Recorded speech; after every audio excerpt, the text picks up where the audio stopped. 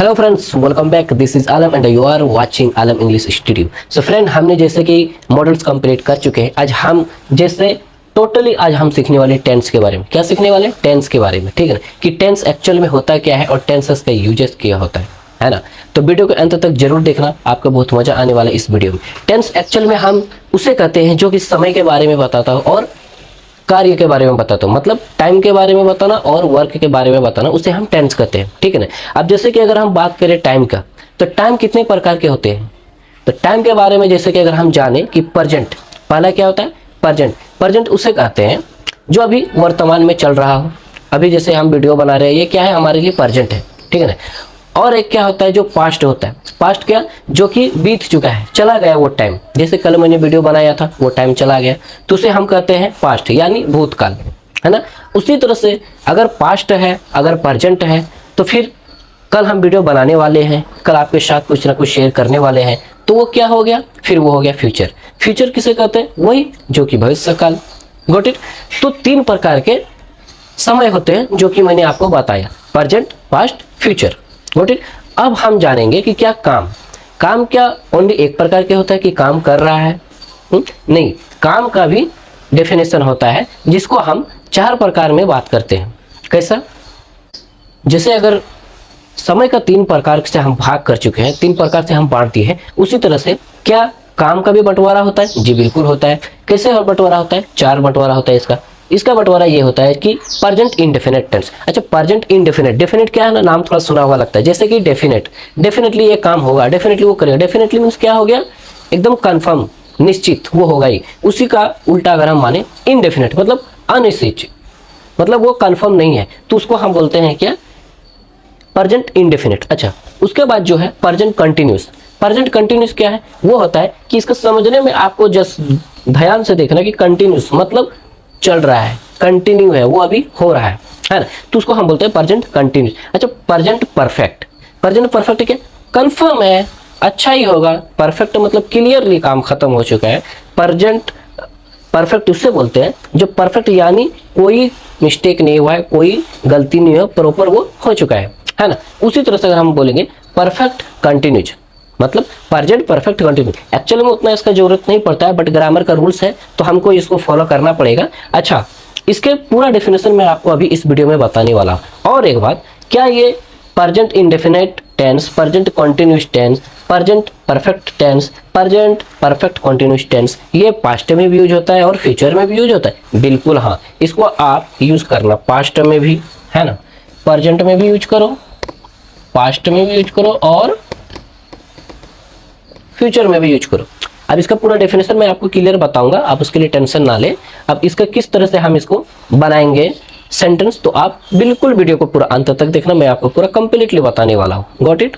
तो दोस्तों, मैं आपको जैसे टेंस के बारे में पूरा बता रहा हूँ, इस तरह से अगर मैं आपको बताऊं कि इसको पूरा present indefinite, present continuous, present perfect और प्रेजेंट परफेक्ट कंटिन्यूस के बारे में अगर हमको इसका हिंदी समझना है, कि इसका जड़ समझेंगे कि किस तरह से अगर हम इसको समझेंगे कि यहाँ पर हमको क्या वर्ड लगाना चाहिए, हाँ, और कौन सा मतलब उस टेंस लगाना चाहिए, उसको अगर हमें समझना हो तो हम बात करेंगे जैसे प्रेजेंट इंडेफिनिट के बारे में। तो प्रेजेंट इंडेफिनिट वहाँ पर यूज होता है जहाँ पर हिंदी वाक्य के अंत में ता ते ती आता हो, तो वहाँ पर हम प्रेजेंट इंडेफिनिट का यूज करेंगे। और उसी तरह से हम वर्ब का फर्स्ट फॉर्म यूज करेंगे। जैसे कि अगर हम सेकंड में समझेंगे प्रेजेंट कंटिन्यूस। प्रेजेंट कंटिन्यूस कौन है? जो कि हमें कोई काम हो रहा है, तो वहां पर हम उसको प्रेजेंट कंटिन्यूस बोलेंगे, जो कि उसका हिंदी के अंत में रहा है, रही है या रहे हो रहा है, तो वहां पर हम प्रेजेंट कंटिन्यूस का यूज करेंगे और उसके साथ भाव का फर्स्ट फॉर्म यूज करेंगे। Got it. अब हम बात करेंगे प्रेजेंट परफेक्ट के बारे में, जो कि अगर हिंदी के वाक्य में हमें इसको मतलब आना चाहिए कि चुका है, चुकी है, चुके हैं, मतलब कोई काम हो चुका है, खत्म हो चुका है, कंप्लीट हो चुका है, तो वहां पर हम प्रेजेंट परफेक्ट का बात करते हैं। और उसका हिंदी में आना चाहिए, हिंदी के लास्ट में चुका है, चुकी है, चुके हैं, और उसका भाव का थर्ड फॉर्म यूज होगा। उसी तरह से अगर हम बात करें कि प्रेजेंट परफेक्ट कंटिन्यूस का, तो वहां पर हमको आना तो हिंदी के रहा है, रही है आएगा, लेकिन एक इसका कंडीशन है कि ये स्टार्ट होता है पास्ट में और खत्म मतलब कंटिन्यू चलते रहता है प्रेजेंट तक, यानी पास्ट में कोई काम अगर आप शुरू कर रहे हो और वो प्रेजेंट तक अगर चलते आ रहा है तो वहां पर हम प्रेजेंट परफेक्ट कंटिन्यूस का यूज करेंगे और उसके साथ हम भाव का फोर्थ फॉर्म यूज करेंगे। तो ये आपको स्ट्रक्चर याद रखना चाहिए और हिंदी और इंग्लिश दोनों के बारे में, जिसमें आपको समझने में ईजी होगा और आप बहुत अच्छे तरह से आप समझ पाओगे। अच्छा दोस्तों, जैसे कि मैंने बताया कि प्रेजेंट इंडेफिनिट टेंस जो कि हमको पहचान में कैसे आएगा, कि हम इसको पहचानेंगे कैसे कि ये प्रेजेंट इंडेफिनिट टेंस है ना। तो एक बात याद रखना कि हिंदी के लास्ट में ता ते ती आता है। जैसे मैं इंग्लिश बोलता हूँ, मैं तुमसे मिलता हूँ, मैं खाना खाता हूँ, वो मुझसे मिलने आती है, हम उनके पास मिलने जाते हैं। तो देखना उसमें ता ते ती अगर लास्ट में अगर आते हो, ठीक है ना, तो वहां पर क्या करना है, जैसे यहाँ ता है, यहाँ ते है, यहाँ ते हो, तो वो अगर हमारे पास समझ में आ जाए कि अगर लास्ट हिंदी के लास्ट में ता ते ती आता हो वाक्य में, तो वहां पर हमें ये समझना है कि ये प्रेजेंट इंडेफिनिट टेंस है। अब इसको हम कैसे बनाएंगे, प्रेजेंट इंडेफिनिट टेंस के साथ हम लगाएंगे सब्जेक्ट, ठीक है ना, उसके बाद भाव का फर्स्ट फॉर्म लगता है, उसके बाद एस और ई एस लगता है, उसके बाद ऑब्जेक्ट लगता है। अच्छा, एस और ई एस क्यों लगता है मालूम है? हाँ, इसके भी बारे में आपको पता होना चाहिए कि वहां पर अगर कोई थर्ड पर्सन की बात हो रही हो तो वहां पर हम एस या ई एस लगाएंगे। Got it? जैसे कि अगर मैंने यहाँ पर लिखा कि राहुल मेरे साथ रहता है, तो मैंने अपने बारे में नहीं बोला, मैंने आपके बारे में नहीं बोला, है ना, मैंने किसके बारे में बोला, थर्ड पर्सन के बारे में, कि राहुल हमारे साथ रहता है या मेरे साथ रहता है, तो यहाँ पर हमको एस लगाना है। Got it? तो हमको ये पता होना चाहिए कि जैसे कि अगर हमको एस कहाँ लगाना है और ई एस कहाँ लगाना है, तो जैसे मैंने आपको क्लियर बताया कि अगर हमको थर्ड पर्सन के बारे में बताना तो वहाँ एस लगते हैं, उसी तरह से अगर हमको ई एस के बारे में जानना है कि ई एस कहाँ लगते हैं, तो वहाँ पर एक बात याद रखना, जहाँ सब्जेक्ट सिंगुलर हो और उसके हिंदी के अंत में या इंग्लिश के लेटर में अगर जैसे सिंगुलर हो और वाक्य के अंत में O S H C H X C H आते हो, तो वहां पर हम ई एस का प्रयोग करते हैं, ठीक है ना। अब इसको डिफाइन कैसे करेंगे मैं आपको बता देता हूं, इसको डिफाइन कैसे करना है। तो चलो मैं आपको एक सब्जेक्ट के अकॉर्डिंग मैं आपको बताता हूं कि इसको समझते कैसे हैं। मैंने आपको बताया कि प्रेजेंट इंडेफिनिट को पहचानने के लिए ता ते ती अगर हिंदी के लास्ट में या हिंदी वाक्य के अंत में आते हो, तो वहां पर हम प्रेजेंट इंडेफिनिट समझेंगे और उसका जो हेल्पिंग वर्ब है वो है डू और डज है, ठीक है ना। डू कहाँ लगता है, डज कहाँ लगता है? डू लगता है प्लूरल के साथ आई वी यू दे, इसके साथ लगता है डू। उसी तरह से हम सिंगुलर के साथ डज लगाते हैं, जैसे कि ही सी इट नेम के साथ हम डज लगाते हैं, ठीक है। इसका नेगेटिव में बनाना है तो हम कौन सा हेल्पिंग वर्ब याद करेंगे, जैसे कि हमको नॉट का यूज करना है। Got it? अब हम इसको सेंटेंस बनाते हैं, जैसे मैं अंग्रेजी बोलता हूँ, इसमें क्या है, लास्ट में ता है, और कौन बोलता है, मैं बोलता हूँ या थर्ड पर्सन किसी के बारे में बता रहा है या फिर तुम बोलते हो, नहीं मैं बोलता हूँ, तो वहां पर क्या होगा, ये होगा आई स्पीक इंग्लिश। सिंपल, किसी को यहां पर छेड़खानी करने की जरूरत नहीं है। सब्जेक्ट लगा दिया, सब्जेक्ट में आई और वर्ब का फर्स्ट फॉर्म यानी हो गया स्पीक, है ना। और जैसे कि हम ऑब्जेक्ट ई एस और एस क्यों नहीं लगाए, क्योंकि यहाँ पर थर्ड पर्सन की बात नहीं हो रहा है और यहाँ के हिंदी के अंत में इंग्लिश के लेटर में ये भी नहीं आता O S H C H X C H नहीं है, इसका मतलब हमको यहाँ पर ई एस का भी जरूरत नहीं है। Got it? उसी तरह से अगर हम बताएं कि तुम गाना गाते हो, ठीक है, अब इसमें सिंगुलर है लेकिन इसके बारे में क्या है कि आप थर्ड पर्सन के बारे में नहीं बात कर रहे हो, आप आपके बारे में बात कर रहे हो, मैं आपके बारे में बात कर रहा हूं, मतलब तुम गाना गाते हो, तो क्या होना चाहिए, यहां पर होना चाहिए you sing a song. Got it?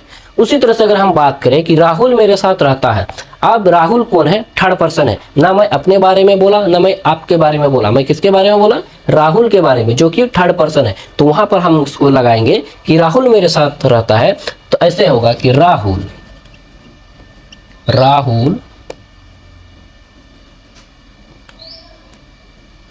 Lives with me. Rahul मेरे साथ रहता है, Rahul lives with me. Got it? उसी तरह से हम ई एस के बारे में आपको बताएंगे कि ई एस कहाँ लगाना है, जैसे कि वह फिल्म देखता है, अब यहां पर हम ई एस का लगाएंगे, जैसे ही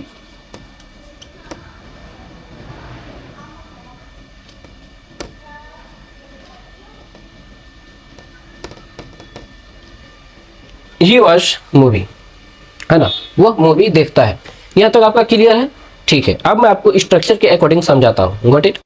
तो फ्रेंड्स, ये है प्रेजेंट इंडेफिनिट का स्ट्रक्चर, जो कि हम इसको क्लियर करेंगे कि किस तरह से हम इसको यूज करते हैं। स्ट्रक्चर आपके सामने है, आप इसको अच्छी तरह से नोट डाउन कर लेना या स्क्रीनशॉट मार लेना, क्योंकि मैंने बस कुछ आपके पास एक एक करके सेंटेंस बना के देता हूँ, जिसमें आपको बस एक अंडरस्टैंडिंग के लिए, है ना, just you have to learn by self basically. आप जितना पॉसिबल हो सके उतना आप अपने से ट्राई करना, उसमें आपको ज़्यादा आपको बेनिफिट होगा, क्योंकि मैं आपको एक डायरेक्शन दे रहा हूँ, आपको पूरा मेहनत खुद से ज़्यादा करना पड़ेगा। और एक बात मैं बता देना चाहता हूँ, जो कि जितना भी मैं आप लोग के साथ शेयर करता हूँ, ये सबका पूरा नोट, है ना, पूरा प्रैक्टिस सीट और रिवीजन जो भी आपको करना है, पूरा इसका फॉर्मेलिटीज, पूरा इसका प्रैक्टिस सीट वगैरह आपको मिल जाएगा। आप वीडियो के नीचे जाना डिस्क्रिप्शन में, वहाँ पर आलम इंग्लिश स्टूडियो व्हाट्सअप चैनल मिलेगा, आप उस पर क्लिक करना और वहाँ पर जाकर के आप मेरे चैनल को फॉलो कर लेना। जो आप लोग के साथ मैं डेली शेयर करता हूँ, वो आपको पूरा नोट्स वहाँ पर और प्रैक्टिस सीट मिल जाएगा। Got it? तो चलिए मैं वीडियो के और आगे बढ़ते हैं। जैसे कि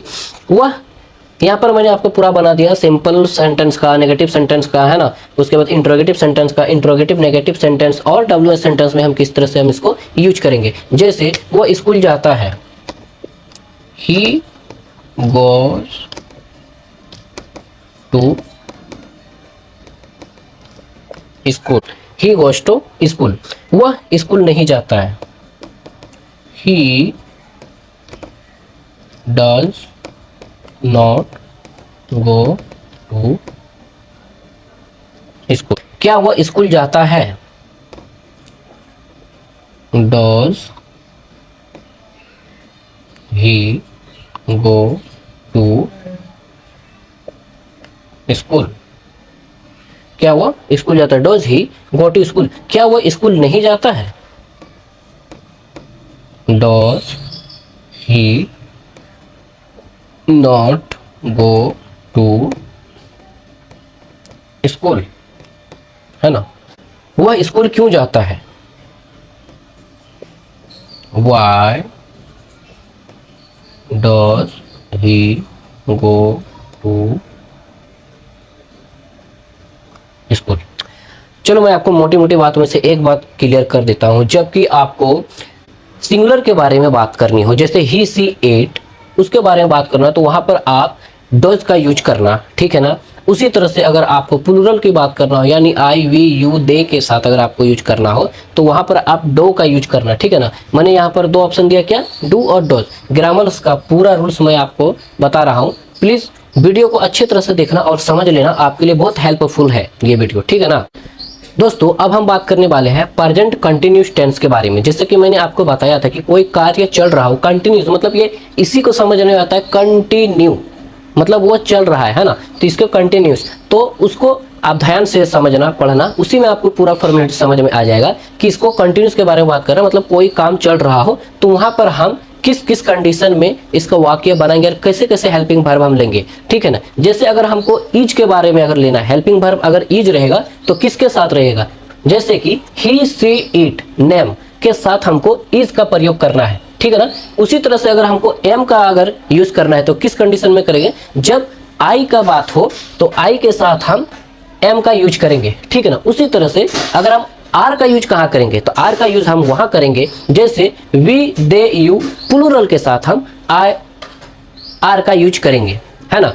अब हम इसको जैसे कि टेम्पररी एक्शन बोलते हैं, है ना, टेम्पररी एक्शन बोलते हैं, या फिर प्रोग्रेसिंग एक्शन बोलते हैं, जो कि अभी चल रहा हो या फिर अभी हो रहा हो, वहां पर हम इसको बनाएंगे। जैसे मैं अंग्रेजी सीख रहा हूं, ठीक है, मैं अंग्रेजी सीख रहा हूं मतलब क्या है ना, कि मैं प्रोग्रेस में हूं, है ना, मैं अभी टेम्पररी एक्शन में चल रहा हूं, कि मैं अभी सीख रहा हूं, ये मेरा प्रोग्रेस है, ठीक है ना। तो हम इसको सेंटेंस बनाएंगे, जैसे मैं अंग्रेजी सीख रहा हूं, तो आई के साथ मैंने क्या बोला था, एम लगेगा, तो आई एम।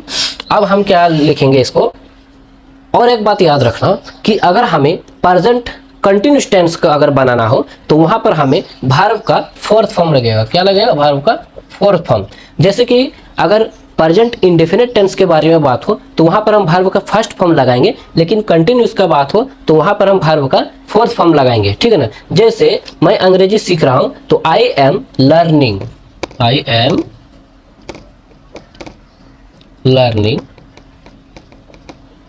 इंग्लिश, है ना। Learn, learn, learn, learning. तो मैं अंग्रेजी सीख रहा हूँ, वर्ब का फर्स्ट फॉर्म, यानी मैं अंग्रेजी सीख रहा हूँ। वो खाना खा रहा है, वो खाना खा रहा है, ठीक है। तो होगा यहाँ पर ही के साथ क्या लगेगा, देखो भाई इज लगेगा। He is eating food, simple, he is eating food, वो खाना खा रहा है ना। दोस्तों स्ट्रक्चर आपका ये है, जो कि हम स्ट्रक्चर के अकॉर्डिंग आपको समझाएंगे कि सिंपल में क्या लगेगा, नेगेटिव में क्या लगेगा, इंट्रोगेटिव में क्या लगेगा, इंट्रोगेटिव नेगेटिव में क्या लगेगा, और डब्ल्यू सेंटेंस में क्या लगेगा। तो आपका क्लियर फंडा मैं यहाँ लिख के रखा हूँ। जैसे मैं खाना खा रहा हूँ तो होगा आई एम ईटिंग फूड, है ना। मैं खाना खा रहा हूँ, आई एम ईटिंग फूड। क्यों एम लगा है, क्योंकि यहाँ पर आई है ना। अगर उसी तरह से मैं अगर वो बोलना कि वो खाना खा रहा है तो वहाँ पर हम ये लगाते ही इज ईटिंग फूड। अगर मुझे ये बोलना था कि वे खाना खा रहे हैं तो वहाँ पर हम लगाते they are eating food. Got it, क्योंकि दे के साथ आर लगता है। सिंपल सी बात है, समझने की जरूरत है। अब मैं आपको बताता हूँ कि मैं खाना नहीं खा रहा हूँ। मैं बनाऊंगा ऐसे, आई एम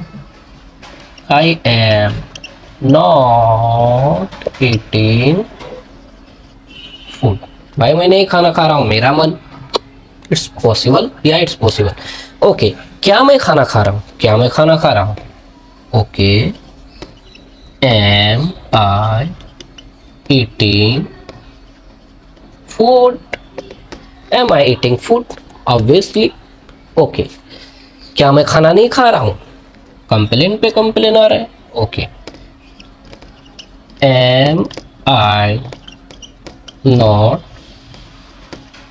ईटिंग फूड, मैं खाना नहीं खा रहा हूँ, है क्या मैं खाना नहीं खा रहा हूँ। Am I not eating food, मैं खाना क्यों खा रहा हूँ, क्यों खा रहा हूँ। खाना खाने के लिए कुछ ना कुछ तो बात है। क्यों खा रहा हूँ, बचने के लिए खा रहा हूँ, जिंदगी जीने के लिए खा रहा हूँ, पेट भरने के लिए खा रहा हूँ। क्यों खा रहा हूँ भाई, तो मैं खाना खा रहा हूँ। ठीक है, मैं खाना क्यों खा रहा हूँ। अब होगा वाई एम आई ईटिंग फूड। एक बात समझ लेना कि जब भी अगर हमको डब्ल्यू एच की बात कर रहे हैं, डब्ल्यू सेंटेंस बनाएंगे, वहां पर डब्ल्यू एच के डायरेक्ट सब्जेक्ट नहीं लगाना। पहले क्या लगाना, हेल्पिंग वर्ब लगाना, फिर सब्जेक्ट लगाना। ये मैंने देखा बहुत से लड़का लड़की स्टूडेंट्स ये मिस्टेक करते हैं। आपको वो मिस्टेक नहीं करना है। क्या करना है, डब्ल्यू एच के बाद धड़ास से मार दो, पहले हेल्पिंग वर्ब, फिर सब्जेक्ट, फिर डाना डन मारते जाओ जो आपको मारना है। Got it. जब हमें प्रेजेंट परफेक्ट के बारे में बताना हो, मतलब कि वो कंप्लीट हो चुका है, कोई कार्य कंप्लीट हो चुका, तो वहां पर हम प्रेजेंट परफेक्ट टेंस बनाते हैं। और उसको बनाने का जो नियम है वो मैं आपको बताता हूं कि इसके साथ ना आप क्या क्या हेल्पिंग वर्ब लगाओ। जैसे ही सी इट नेम के साथ हैज लगता है ना। हैज के साथ क्या क्या लगता है, ही सी इट नेम, उसके साथ हैज लगता है। उसी तरह हैव के साथ लगता है आई वी यू प्लूरल, है ना। जब प्लूरल में अगर कोई भी सेंटेंस बनाना हो तो वहां पर हम हैव का यूज करते हैं। तो हमको ये कंप्लीटली जानना है कि हम इसको यूज कहाँ करते हैं। जहां की ऐसा वाक्य जो कंप्लीट हो चुका हो, मतलब वो काम हो चुका हो, तो वहां पर हम इसको प्रेजेंट परफेक्ट टेंस का यूज करते हैं। और उसके साथ हमेशा वर्ब का थर्ड फॉर्म लगता है। ये बात भी आप अच्छे से याद कर लेना। जैसे कि मैं आपको सेंटेंस बना के दिखाता हूँ। वो अभी अभी यहां से निकला, मतलब यहाँ सेंटेंस ये होगा कि ही, और उसके साथ ही के साथ क्या लगेगा, हैज। तो he has just left from here, है ना। कि वो अभी अभी यहां से निकला, मतलब he has just left from here, left from here. Okay, अब उसने पानी पी लिया, वो भी कार्य हो चुका है, उसने पानी पी लिया। तो हम यहां पर बनाएंगे कि सी, है ना, सी हैज ड्रंक वाटर, उसने पानी पी लिया। सी हैज ड्रंक वाटर, सी के साथ मैंने क्यों लगाया, क्योंकि यहां पर हैज लगता है। देख लेना, इसी के साथ भी हैज लगता है ना। अब मैं आपको स्ट्रक्चर के अकॉर्डिंग समझाऊंगा कि इसको किस तरह से हम बनाएंगे स्ट्रक्चर के अकॉर्डिंग, है ना। दोस्तों ये है पूरा स्ट्रक्चर जो कि मैं आपको बोर्ड पे बना के दिखाऊं। अब हम इसका स्ट्रक्चर के अकॉर्डिंग सेंटेंस बनाएंगे जो कि आपके लिए पूरा हेल्पफुल रहेगा। और एक बात मैं आपको क्लियर बता देना चाहता हूं और एक बार कि मैं जो भी आप लोग के साथ शेयर करता हूं वो आपको पूरा नोट्स और प्रैक्टिस सीट मिल जाएगा। आप वीडियो के डिस्क्रिप्शन में जाना, वहां पर आलम इंग्लिश स्टूडियो व्हाट्सएप चैनल को फॉलो कर लेना और वहां से आपको पूरा प्रैक्टिस सीट और नोट्स मिल जाएगा जो कि आपको अंडरस्टैंडिंग के लिए बहुत ईजी हो जाएगा। Got it. अब हम बनाते हैं सेंटेंस को। जैसे वो खाना बना चुकी है, वो काम हो चुका है। ये याद रखना कि जब हम कोई काम हो चुका है, हाँ, तो वहां पर हम प्रेजेंट परफेक्ट टेंस बनाते हैं जो कि हमें वर्ब का थर्ड फॉर्म लगता है। और मैं आपको इसका पूरा स्ट्रक्चर बना के दिखाता हूँ। वो खाना बना चुकी है, शी हैज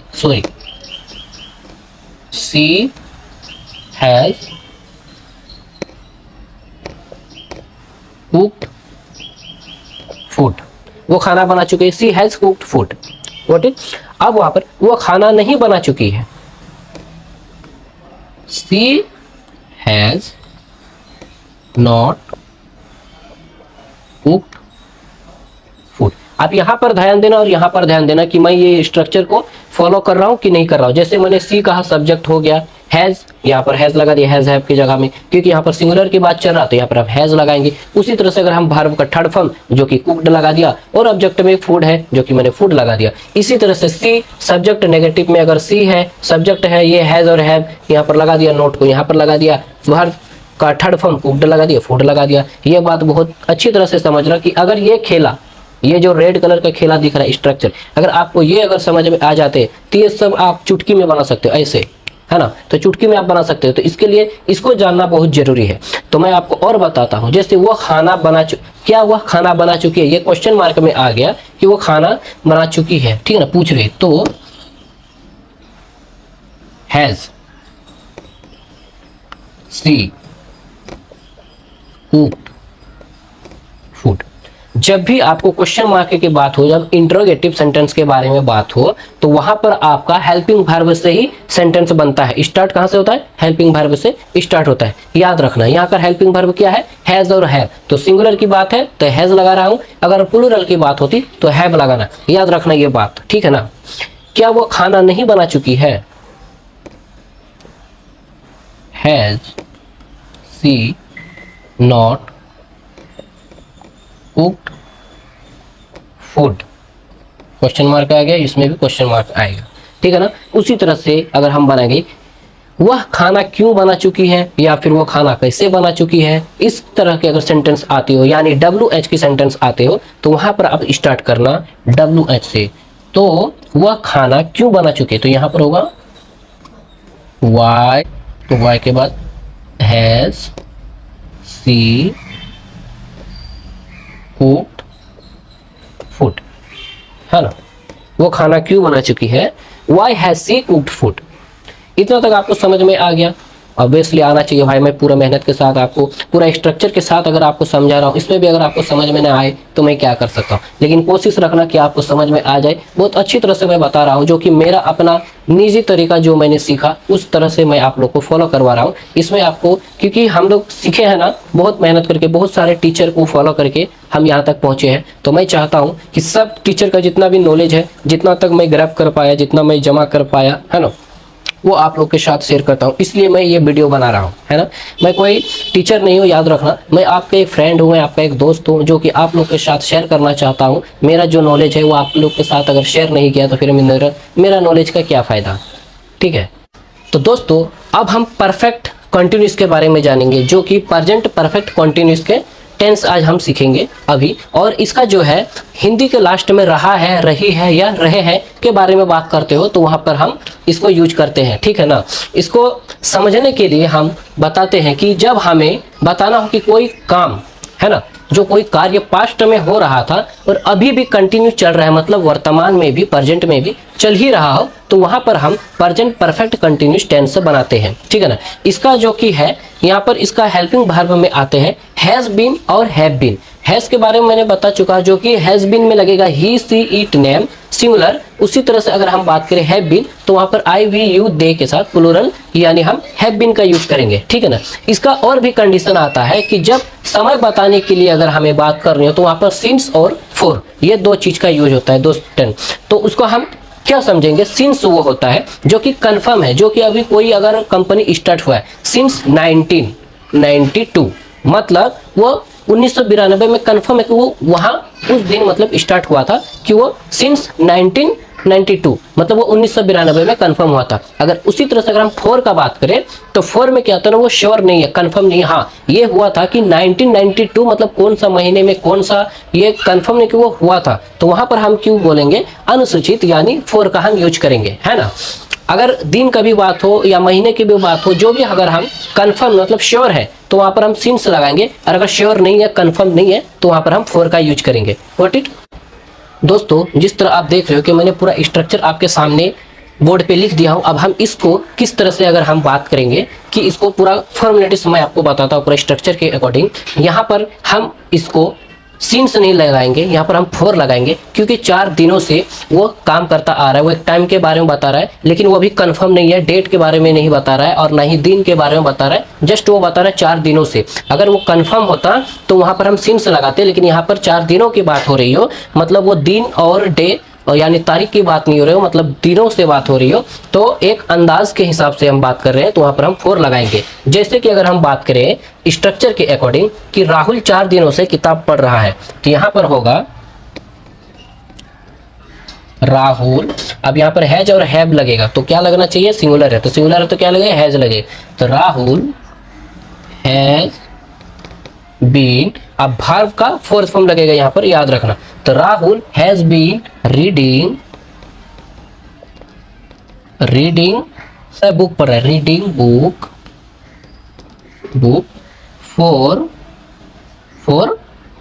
फॉर डेज, याद रखना। ये फॉर में कंफ्यूज मत होना, ये दिन के बारे में 4 बता रहा है, ये टाइम के बारे में बता रहा है ना, कि Rahul has been reading book for 4 days. उसी तरह से राहुल 4 दिनों से किताब नहीं पढ़ रहा है, तो यहाँ पर क्या होगा? राहुल। अब यहाँ पर हम क्या लगाएंगे? हैज हैव के प्लस नॉट लगाएंगे, तो Rahul has not been reading book for 4 days, है ना, कि Rahul has not been reading book for 4 days. Structure देखना और यहाँ पर मेरा बनाया हुआ सेंटेंसेस को देखना और कंपेयर करना कि क्या मैं कोई मिस्टेक नहीं कर रहा हूँ ना। इसी तरह से अगर मैं मिस्टेक नहीं कर रहा हूँ तो आपको भी इसी का फॉलो करना पड़ेगा। उस तरह से अगर हम बात करें, क्या राहुल 4 दिनों से किताब पढ़ रहा है, तो वहां पर फर्स्ट क्या आ जाएगा? हैज और हैव, तो यहाँ कर आना क्या चाहिए? हैज। उसके बाद क्या है? सब्जेक्ट है, has Rahul has Rahul interrogative, हाँ, has Rahul been reading book for 4 days, है ना। मैंने लगा दिया हैज फर्स्ट, उसके बाद सब्जेक्ट में राहुल, उसके बाद बीन, उसके बाद वर्ब का फर्स्ट फॉर्म यानी बुक, और इस तरह से ऑब्जेक्ट यानी बुक हो गया, और यहाँ पर हमने लगा दिया फॉर 4 डेज, मतलब Rahul been reading book for 4 days. उसी तरह से अगर हम बनाएंगे राहुल को, क्या राहुल 4 दिनों से किताब पढ़ रहा है, तो यहाँ पर होना चाहिए कि हैज राहुल, देखना हैज, उसके बाद सब्जेक्ट मैंने लगाया। अब यहाँ पर क्या राहुल 4 दिनों से किताब नहीं पढ़ रहा है, तो हम यहाँ पर लगाएंगे नॉट, यानी राहुल हैज, यही सेम रहेगा, इसी सेम रहेगा, बस थोड़ा सा स्ट्रक्चर चेंज होगा जो कि आपको उसको अच्छे से समझना है। Rahul has not been